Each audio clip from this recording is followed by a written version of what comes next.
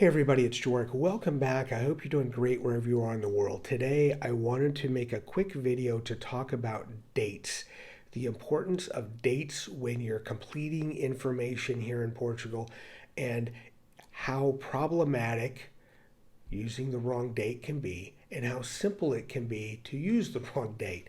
So let me unpack this a little bit so that you know what I'm talking about.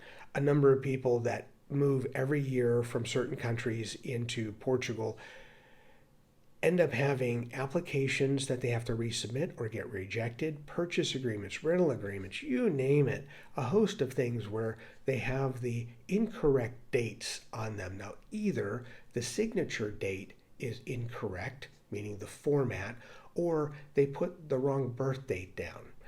And you may ask yourself, okay, everybody knows their birth date. How could you get that wrong? So let me give you an example here. First thing I'm going to show you, this is copied and pasted from Wikipedia, that shows you around the world the formatting that is used when you're using dates, when you're writing down dates of things like birth date or when you're signing things. So that way you don't get tripped up, or you'll know, those of you that are going to be moving this year and in future years, you'll know how to do it properly so you don't have to refile paperwork or reapply, you name it. So let's give a quick example. Let's say your birthday is a November 11th birth year. So when you're writing something down, it's 11/11 birth year. That one's easy. July 7th would be 7/7 in birth year, and so on. But let's say your birth date is November 12th in the birth year.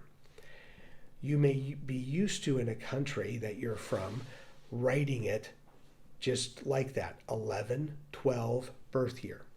Here in Portugal and in Europe, you use the day, month, year format for signing. So it would look like 12/11 birth year.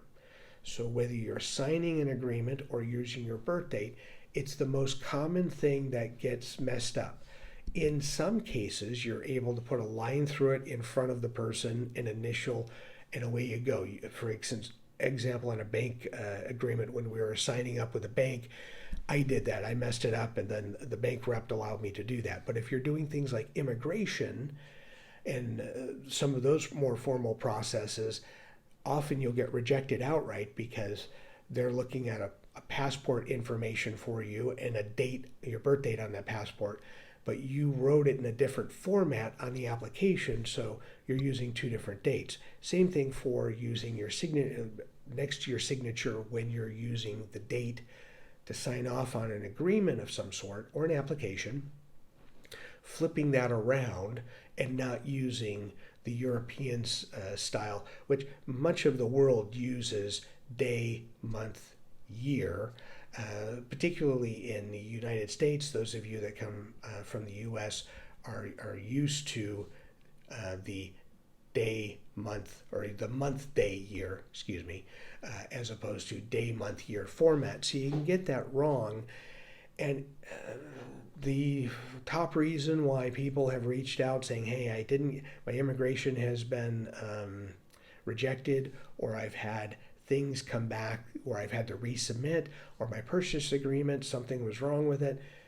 In most cases, it's as simple as the format of how you use your birth date and your signature date is incorrect for Europe and for Portugal here. So it's just something to be aware of. It's a simple thing to screw up, and it's a simple fix. But you have to be cognizant of that when you're signing agreements and filling documents out of what format you're going to be using.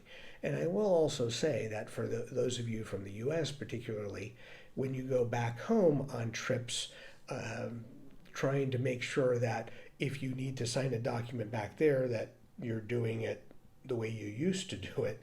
Sometimes you can get tripped up as well. Once you're here, you're used to doing the day, month, year format. It can throw you off because sometimes when I go back, I have to sit and think about, how do I write this date to make sure I don't do something wrong with either my birth date or when I'm dating after a signature. As always, I hope this stuff is useful to you so that you don't make the mistakes, less hurdles and frustration as you're trying to get to Portugal. And as always, enjoy your travels.